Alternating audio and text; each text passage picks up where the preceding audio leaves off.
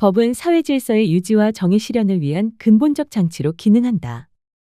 법에 대한 성찰은 곧 공동체의 질서와 개인의 자유에 대한 성찰을 전제하며 이는 법의 정당성 문제와 직결된다. 역사적으로 법의 합리적 토대를 확립하려는 과정은 자유, 평등, 인권 등 근대적 이념과 긴밀하게 맞물려 발전해왔다. 그러나 법은 언제나 정의를 지향하는 제도로서 사회적 합의와 규범을 통해 정의 실현을 목표로 한다. 그럼에도 법은 정의의 이상과 완전히 동일한 것으로 규정될 수 없다. 법은 구체적인 역사적이고 사회적인 맥락 속에서 형성된 규범 체계로서 정의를 실현하기 위한 하나의 제도적 수단일 뿐이다. 따라서 법은 정의의 본질적 의미를 완전히 구현하지 못하며 언제나 정의라는 이상을 향해 나아가야 하는 불완전한 제도적 장치로 남는다. 이번 강의에서는 법이 생겨난 바탕이 되는 생각들을 이해하고 법과 정의가 어떻게 이어져 있는지 살펴본다. 법 앞에 한 문지기가 서 있다. 이 문지기에게 한 시골 사람이 와서 법으로 들어가게 해달라고 청한다. 그러나 문지기는 지금은 그에게 입장을 허락할 수 없노라고 말한다. 그 시골 사람은 곰곰이 생각한 후 그렇다면 나중에는 들어갈 수 있겠느냐고 묻는다. 가능한 일이지, 그러나 지금은 안 돼. 하고 문지기가 말한다. 법으로 들어가는 문은 언제나처럼 열려 있고 문지기가 옆으로 비켜놨기 때문에 그 시골 사람은 몸을 굽혀 문을 통해 그 안을 들여다보려 한다. 시골 남자는 법이란 누구나 그리고 언제나 들어갈 수 있어야 한다고 생각한다. 그러나 문지기의 모습을 뜯어보고는 차라리 입장을 허락받을 때까지 기다리는 편이 훨씬 낫겠다고 결심한다. 시골 남자는 법이 마치 물리적 경계를 가진 것처럼 저 문 너머에 존재한다고 여겼고 법 안으로 들어갈 수 있기를 바라며 기다렸다. 그는 문지기가 내세운 법의 신성한 권위 앞에서 평생 입장이 허락되기를 기다리다가 죽음을 맞이한다. 죽어가는 남자는 문지기에게 마지막으로 묻는다. 지난 수년 동안 나 이외에는 아무도 입장을 허락해달라고 한 사람이 없는데 어째서 그런가요? 이 물음에 대해 문지기가 남긴 말은 의미심장하다. 이 문은 오로지 당신만을 위한 문으로 정해진 것이었는데 나는 이제 문을 닫아야겠군요. 이 이야기는 카프카가 쓴 짧은 이야기로 법에 관한 다양한 해석의 가능성을 열어두고 있다. 법으로 통하는 문은 항상 열려 있지만 남자는 평생 그 안으로 들어가지 못한다. 남자가 법의 문을 통과하지 못하는 이유는 무엇인가? 문지기가 그의 입장을 금지하고 있기 때문인가? 그렇다면 문지기에게 그러한 명령을 수행할 권위를 부여한 것은 누구인가? 남자는 누구나 그리고 언제나 법의 문으로 들어갈 수 있어야 한다고 생각하지만 지금 당신은 들어갈 수 없다는 문지기의 말에 복종한다. 그는 문지기의 말의 정당성을 의심했으나 그가 한 말의 권위를 믿었기 때문에 복종한다. 법은 과연 저 문 너머에 존재하는 어떤 것, 특정한 영역에 존재하는 명백한 실체인가? 법 자체에 다가가는 것이 가능한가? 법의 개념은 무엇이며 그것을 결정하고 그것에 강제력을 부여하여 효력을 발휘하게 하는 토대는 무엇인가? 일반적으로 법이라는 말은 한편으로는 세상 만물을 지배하는 법칙이라는 의미로 다른 한편으로는 인간 사회를 지배하는 법률이라는 의미로 쓰인다. 그러나 일상적으로 쓰이는 이 말의 어원을 추적해보면 그 의미는 단순하지 않다. 법의 어원으로부터 유출된 의미들은 법에 대해 많은 것을 사유하게 해준다. 법의 어원인 그리스어 노모스는 법률이나 법칙, 규범을 의미하며 영어 단어 중에서 학문을 의미하는 단어들의 전미사나법 또는 법률과 관련된 단어들의 접두사에 그 흔적이 남아있다. 법의 라틴어 어원은 두 가지로 나뉜다. 첫 번째는 유스로, 이 말은 권리와 규범을 동시에 의미한다. 유스의 형용사 유스투스에서 유스티티아가 유래하였는데 이것이 영어에서 정의를 의미하는 저스티스가 되었다. 두 번째 라틴어 어원은 렉스인데 이는 로마 시민들로 구성된 민회에서 제정된 법률을 의미하였다. 이 단어는 권리라는 의미로 쓰이지 않고 오직 객관적으로 존재하는 실정법만을 의미하였다. 한편 동양에서의 법은 원래 이와 같은 모양의 글자였다. 이 글자는 형벌을 의미하였는데 세 부분으로 이루어져 있다. 왼쪽의 삼수변에는 평평한 물과 같이 형벌이 공평해야 한다는 뜻이 담겨 있다. 오른쪽 윗부분의 글자는 치인데 이는 해태를 뜻한다. 오른쪽 아랫부분의 글자는 거인데 재판할 때 해태가 올바르지 못한 자의 몸에 뿔을 갖다 댐으로써 부정함을 가려내어 제거한다는 의미라고 한다. 이 글에서 치가 빠지고 수와 거만 남은 것이 현재의 법이다. 법학이라는 말의 뿌리는 라틴어 유리스 프루덴티아에서 찾아볼 수 있다. 이는 법의 현명한 사려라는 뜻으로 법이 정의를 실현하기 위해 무엇이 옳은가를 알고 부정을 피하기 위해 무엇이 옳지 않은가를 알아가는 분별의 과정이자 통찰이라는 것을 의미한다. 법은 단순한 지식의 집합이나 항상 옳은 진리의 기준이 아니다.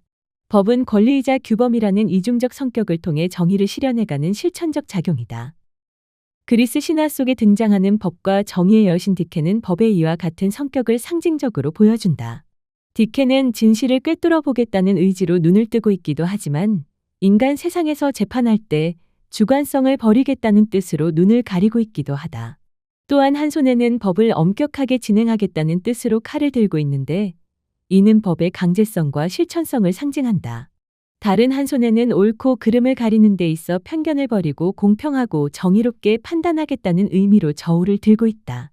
이러한 디케의 형상은 법이 분별과 통찰의 기술임을 나타낸다. 다시 카프카의 법 앞에서로 돌아가 보자. 법 안으로 들어가겠다는 남자에게 지금은 안 돼 라고 말하는 문지기의 권위는 어디에 토대를 두고 있는가? 그의 명령은 단순한 말로 주어지지만 그것은 보이지 않는 장벽처럼 금지의 효력을 발휘한다.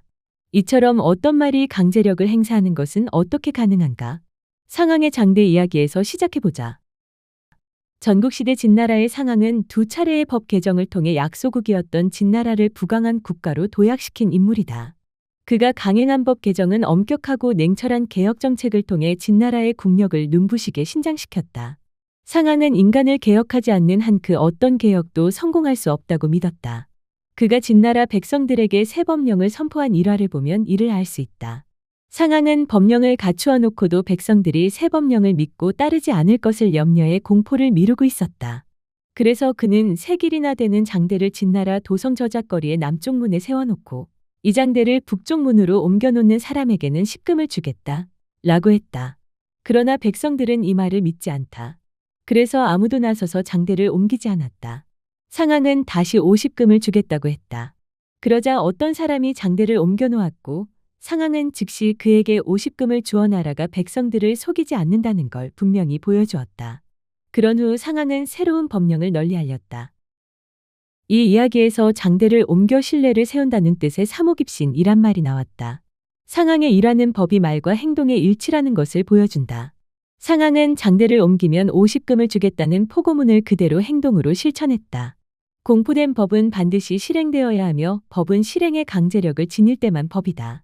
그런데 법은 이처럼 정언명령으로 주어지는 외적인 강제력에만 토대를 두고 있는 것인가? 법이 강제력을 갖기 위해서는 강제력을 행사하는 주체, 다시 말해 법적인 실행력을 담보할 주체가 필요하다. 이를 주권자라고 한다. 유럽의 절대왕정 시대에는 나라의 최고 권력, 즉 주권이 왕에게 있다고 여겨졌다. 왕은 국가를 대표하는 존재이자 신의 권한을 대신 행사하는 인물로 여겨졌던 것이다. 하지만 왕정체제가 약해지고 새롭게 힘을 얻는 부르주아 계급이 등장했다. 그들은 왕이 다스리는 정치가 아니라 국민이 대표를 뽑아 다스리는 정치, 즉 공화제를 요구했다. 군주제에서는 왕이 주권자라면 공화제에서는 국민이 주권자이다. 국민은 자신들의 대표를 직접 선출할 수 있고 필요하면 해임할 수도 있다. 부르주아 계급은 왕이나 귀족이 만든 법이 아니라 자신들이 직접 선출한 대표가 만든 법에 따라 세금 등의 의무가 부과되길 원했다. 그래서 그들은 군주제를 거부하고 공화제를 주장하게 되었으며 이러한 공화제는 곧 민주주의를 의미했다. 부르주아 없이 민주주의는 없다라는 표현은 이러한 역사적 흐름을 잘 보여준다. 프랑스의 사상가 루소는 법을 만드는 힘이 국민의 의지, 즉 일반의지에서 나온다고 보았고 이를 통해 인문주권론을 체계화했다. 그 이전까지 유럽 사회에서는 왕권 신수설이 널리 받아들여졌다. 왕권 신수설은 왕의 권력이 신에게서 직접 주어진 것이라고 주장하는 사상이다. 이 이론에 따르면 왕은 신의 대리자로서 국가의 주권을 독점하며 국민은 왕의 명령에 복종해야 했다. 그러나 루소의 생각은 달랐다. 그는 주권이 특정 개인인 왕에게 속하는 것이 아니라 국민 전체가 공유하는 의지에서 나온다고 주장했다. 루소는 국가는 신의 뜻으로 생겨난 것이 아니라 국민들 사이의 계약을 통해 만들어진 것이라고 설명했다. 따라서 주권도 국민 모두의 의지를 바탕으로 해야 하며 결국 국민에게 귀속된다고 보았다. 루소가 말한 일반의지는 단순히 개인들의 욕심이나 이익을 모아 놓은 것이 아니다. 그것은 국민 전체가 공동체의 이익을 위해 가지는 공통된 의지를 뜻한다. 따라서 법은 권력자나 특정 계급의 이익을 위한 것이 아니라 국민 전체의 일반의지를 반영해야 한다는 것이 루소 사상의 핵심이다. 인간은 태어날 때는 자유로웠는데 어디서나 노예가 되어 있다. 자신을 다른 사람들의 주인으로 생각하는 자들은 사실 그들보다 훨씬 더 노예가 되어 있다. 어떻게 이러한 변화가 일어났는가? 나도 잘 모르겠다.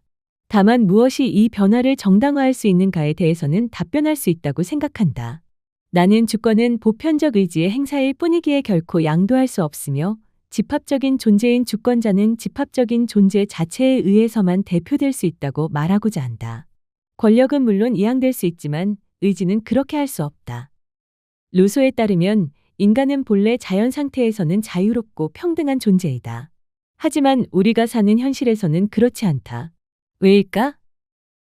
사회란 자연 그대로의 삶이 아니라 인간이 만든 규칙과 제도가 지배하는 곳이기 때문이다. 이처럼 인위적인 규범이 생겨나면서 사람들 사이에 불평등이 생겼다. 현실의 불평등은 바로 자연 상태와 단절된 결과라는 것이 루소의 생각이다. 자연에서 벗어나 살아가는 인간은 더 이상 혼자만의 힘으로는 자신을 지킬 수 없다. 그래서 사람들은 각자의 신체와 재산을 보호하기 위해 공동의 힘을 모으기로 한다. 루소는 이 공동의 힘을 일반의지라고 불렀다. 여기서 중요한 점은 일반의지는 단순히 개인의 욕심을 다 합친 것이 아니다. 예를 들어 개인들은 각자 이익을 원하지만 일반의지는 공동체 전체의 이익을 위한 의지다. 즉, 일반의지는 국민이 함께 모여 서로를 지키고 자유를 보장하기 위해 만든 공동의 약속이라고 할 수 있다. 루소는 이런 사회를 만들기 위해 사회계약이라는 개념을 제시했다. 그는 사회 구성원들이 각자의 권리를 공동체에 내어놓고 자신의 힘과 자유를 일반의지의 지위 아래 두어야 한다고 말했다. 이렇게 맺어진 계약을 통해 인간은 단순히 본능에 따라 사는 존재에서 벗어나 정의와 법을 따르며 살아가는 자유로운 존재가 된다. 다시 말해 루소가 말한 자유란 남의 명령이 아니라 자기 스스로의 의지에 따라 사는 것이다. 루소에게 주권이란 바로 이 일반의지를 결정하고 실천하는 권력이다. 그는 국가의 주권자가 왕이 아니라 법을 만들고 그것을 실행하는 국민 전체라고 주장했다. 이런 생각은 당시 왕의 권력은 신이 준 것이라고 믿던 왕권 신수설을 정면으로 부정하는 것이었다. 루소의 사상은 절대군주제의 권력 기반을 흔들었고 나아가 봉건 사회의 신분 질서를 무너뜨리는 계기가 되었다. 결국 루소의 사회계약론은 모든 사람이 자유롭고 평등하게 정치에 참여할 수 있어야 한다는 근대 민주주의의 핵심 원리를 이론적으로 정리한 것이라고 볼 수 있다. 주권이 국민 전체의 의지, 즉 일반의지로 모인다고 해서 그 자체로 법이 항상 정당하고 효과적인 것은 아니다. 법은 단순히 다수의 뜻이 아니라 옳고 바른 가치의 기초에서 만들어져야 하며 동시에 실제로 사회에서 강제력을 가지고 지켜질 수 있어야 한다. 그런데 법을 만들고 적용하는 주체인 인간은 절대 변하지 않는 존재가 아니라 역사 속에서 끊임없이 변해온 존재다. 그래서 법이 추구하는 가치인 자유, 평등, 정의, 공정성, 한목적성 사이에는 언제나 긴장과 갈등이 생긴다. 예를 들어 한 사람의 자유를 보장하는 일이 다른 사람의 평등을 해칠 수도 있다. 이런 모순은 결국 법 자체에 내재한 문제라고 할 수 있다. 독일의 법철학자 라드브루흐는 이 점을 강조하며 법이 추구하는 이념을 세 가지로 나누어 설명했다. 1. 정의. 정의란 사회 속에서 통용되는 바르고 공정한 원칙이다. 예를 들어 같은 범죄를 저지른 사람은 신분이나 배경과 상관없이 같은 처벌을 받아야 한다는 것이 정의다. 하지만 문제는 무엇이 올바른가? 에 대해 사람마다 생각이 다르다는 점이다. 예컨대 사형제도가 정의로운가에 대해서는 사회마다, 시대마다 의견이 갈린다. 2. 한목적성. 한목적성이란 법이 어떤 사회적 목적을 달성하기 위해 존재한다는 뜻이다. 예를 들어 교통법규는 단순히 규칙을 위한 규칙이 아니라 교통질서를 지켜 사람들의 안전을 보장하는 목적을 가지고 있다. 그러나 이 목적은 가치관에 따라 달라질 수 있다. 어떤 사람은 국가 안보를 위해 표현의 자유를 제한해야 한다고 주장할 수 있고 다른 사람은 표현의 자유가 가장 중요한 가치라고 말할 수 있다. 이처럼 한목적성은 상대적이다. 3. 법적 안정성. 법적 안정성이란 법이 자주 바뀌지 않고 앞으로 어떻게 적용될지 예측할 수 있어야 한다는 것을 의미한다. 만약 법이 계속 바뀐다면 사람들은 어떤 행동이 합법인지 불법인지 알 수 없게 되고 사회 전체가 혼란에 빠지게 된다. 예를 들어 오늘은 합법이지만 내일은 불법이 된다면 누구도 안심하고 행동할 수 없다. 따라서 법적 안정성은 법 질서를 유지하는 데 필요한 최소한의 조건이다. 그러나 안정성만을 지나치게 강조하면 악법도 법이다라는 문제가 발생한다. 라드부르흐가 살았던 2차 세계대전 당시 독일 정권이 바로 그 예다. 히틀러의 나치 정권은 합법이라는 이름으로 유대인 탄압, 정치적 학살 같은 불법적 행위를 저질렀다. 당시에도 사람들은 법이니까 어쩔 수 없다 고 말했지만 라드부르흐는 이런 상황을 비판했다. 그는 정의와 법적 안정성이 충돌할 때는 정의가 우선해야 한다고 주장했다. 즉, 아무리 법적 안정성이 중요하다고 해도 그 법이 정의를 심각하게 위반한다면 더 이상 법이라고 인정할 수 없다는 것이다. 국가에 의해 제정되어 그 집행이 보장되는 실정법은 설령 그 내용이 부정의하고 비합리적이라 하더라도 정의의 원칙보다는 일단 우선성을 가진다. 그러나 실정법이 너무도 참을 수 없을 정도로 정의에 위반되는 경우에는 정당하지 못한 법이 되며 이때에는 정의가 법적 안정성에 우선한다. 그런데 정의가 단 한 번도 추구되지 않은 경우, 즉 실정법의 제정 때 정의의 근본을 이루는 평등이 의도적으로 부인되고 침해된 경우 그 실정법은 정당하지 못한 법조차도 못되며 법으로서의 자격 그 자체가 박탈되는 것이다. 이렇듯 법적 안정성은 정의를 실현해야 한다는 요구와 자주 충돌한다. 이 말은 법이 추구하는 이념을 하나의 기준으로 또 모든 시대에 똑같이 적용하기는 어렵다는 뜻이다. 법의 이념은 여러 가치가 완벽하게 조화를 이룬 모습이 아니라 현실 속에서 사람들의 이해관계와 갈등이 부딪히는 삶의 바탕을 두고 있다. 모든 사람이 자유롭게 정치에 참여하고 공동의 목표를 함께 추구하며 평등을 누리는 사회는 가능할까? 이 물음은 오래전부터 많은 사상가들이 고민해온 주제다. 자유와 평등은 늘 함께 이야기되지만 실제 사회에서는 서로 충돌하는 경우가 많다. 자유를 강조하다 보면 능력 있는 사람이 더 많은 기회를 가지게 되고 평등은 약해진다. 반대로 평등만을 강조하면 개인의 자유가 지나치게 제한될 수 있다. 그래서 문제는 두 가치를 어떻게 조화시키느냐에 달려있다. 이를 위해 미국의 사상가인 존 롤스는 다음과 같이 제안했다. 사회의 모든 구성원은 서로의 자유를 침해하지 않는 한도에서 동등한 자유를 누려야 한다. 즉, 누구나 말할 자유, 집회에 참여할 자유, 자신의 신앙을 선택할 자유 같은 기본적인 권리를 똑같이 보장받아야 한다는 것이다. 이것이 그가 생각한 정의의 첫 번째 기준이다. 하지만 아무리 자유를 평등하게 보장해도 사회가 공정해지는 것은 아니다. 능력이나 환경의 차이 때문에 불평등은 언제나 생길 수 있다. 롤스는 이런 불평등이 정당화되려면 조건이 필요하다고 보았다. 바로 사회에서 가장 불리한 처지에 놓인 사람들에게도 이익이 돌아가야 한다는 것이다. 예를 들어 특별한 능력을 지닌 사람이 큰 보상을 받는다고 하자. 그가 이룬 성과가 사회 전체를 이롭게 하고 특히 경제적으로 약한 계층의 삶을 개선한다면 그 불평등은 허용될 수 있다. 문제는 이런 중요한 원칙을 어떻게 정의할 수 있느냐는 것이다. 사람마다 신분, 재산, 능력이 다르고 이해관계도 충돌하기 때문이다. 그는 이를 해결하기 위해 가상의 상황을 떠올렸다. 만약 우리가 자신의 능력이나 재산, 지위, 성별 같은 것을 전혀 모른 채 사회의 규칙을 정한다면 어떨까?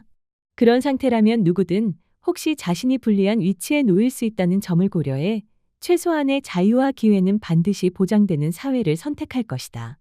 롤스는 바로 이런 상상을 통해 공정한 사회의 원칙을 도출할 수 있다고 본 것이다. 결국 정의란 단순히 추상적인 이상이 아니라 모든 사람이 공정하다고 받아들일 수 있는 절차 속에서 만들어지는 것이다. 자유와 평등 사이의 균형을 찾고 불평등이 생겨도 가장 약한 사람에게 이익이 돌아가도록 하는 사회, 그것이 롤스가 그린 정의로운 사회의 모습이다. 법은 강제력을 가진다. 그래서 개인이 법을 거부하기는 사실상 불가능하다. 법을 거부하는 순간 법은 곧바로 제재와 처벌을 통해 반응하기 때문이다. 그렇다면 법은 언제나 정당하고 정의로운 것일까? 법을 만드는 과정이 공정하지 않을 때, 법을 집행하는 국가가 정의롭지 못할 때, 혹은 법의 요구가 개인의 가치나 신념과 충돌할 때 개인은 법을 거부할 권리가 있을까? 인간이 자기결정의 주체라는 말은 사적인 영역에서는 국가의 간섭 없이 스스로 선택할 권리를 가진다는 뜻이다. 이렇게 민족, 국가, 인종에 상관없이 모든 인간에게 보장되는 권리를 우리는 인권이라고 한다. 하지만 인간답게 산다 는 것이 무엇을 의미하는지는 사회나 문화, 역사적 조건에 따라 다르게 이해될 수 있다. 그래서 개인의 자유와 공동체의 질서는 때때로 충돌하기도 한다. 또한 인권은 역설적인 성격을 지닌다. 개인이 내겐 인권이 있으니 무엇이든 할 수 있다. 고 주장한다면 인권의 또 다른 핵심, 인간의 존엄과 가치가 침해될 수 없다는 원칙이 무너질 수 있다. 이처럼 인권은 그 안에 스스로 모순되는 요소를 가지고 있다. 예를 들어 개인정보 보호를 생각해보자. 한쪽에서는 개인정보는 누구에게나 반드시 보장되어야 할 권리라고 주장한다. 하지만 다른 한쪽에서는 범죄를 예방하거나 사회 안전을 지키기 위해서는 국가가 개인의 정보를 어느 정도 수집하고 활용할 수 있어야 한다고 본다. 결국 한쪽에서는 개인의 권리가 다른 한쪽에서는 공공의 안전이 강조되는 것이다. 실제 사회에서는 개인정보 보호를 최대한 존중하면서도 동시에 사회 전체의 안전을 위해 일정한 규제가 필요하다는 현실적인 선택을 한다. 이처럼 인권은 자유와 질서, 권리와 책임 사이에서 언제나 긴장을 안고 있다. 법은 이러한 긴장 속에서 균형을 찾으려 하며 그 과정에서 시행착오를 거듭한다. 법은 한편으로는 자유, 평등, 인권과 같은 권리를 보장하고 다른 한편으로는 규제, 통제, 금지를 통해 사회 질서를 유지한다. 결국 법은 이 두 측면을 함께 고려하면서 현실 속에서 가장 합리적인 판단을 내리려는 노력을 반복하는 것이다. 카프카의 법 앞에서에서 문지기가 가진 권위는 본래부터 주어진 것이 아니다. 그것은 시골 남자가 스스로 복종했기 때문에 성립한다. 다시 말해 법은 본질적으로 정의롭기 때문에 권위를 갖는 것이 아니라 사람들이 그것을 인정하고 따를 때 권위를 갖게 된다. 하지만 시골 남자는 법이 누구에게나 공통으로 존재한다고 믿었기 때문에 법이 실제로는 쉽게 다가갈 수 없는 것이라는 사실을 깨닫지 못한다. 법은 금지와 명령, 규범과 제도, 권위와 형식으로 작동한다. 즉 법은 계산 가능한 규칙처럼 보이지만 그 안에 있다고 여겨지는 정의, 옳음, 공동선 같은 보편적 가치는 실제로는 계산할 수도 직접 닿을 수도 없는 것이다.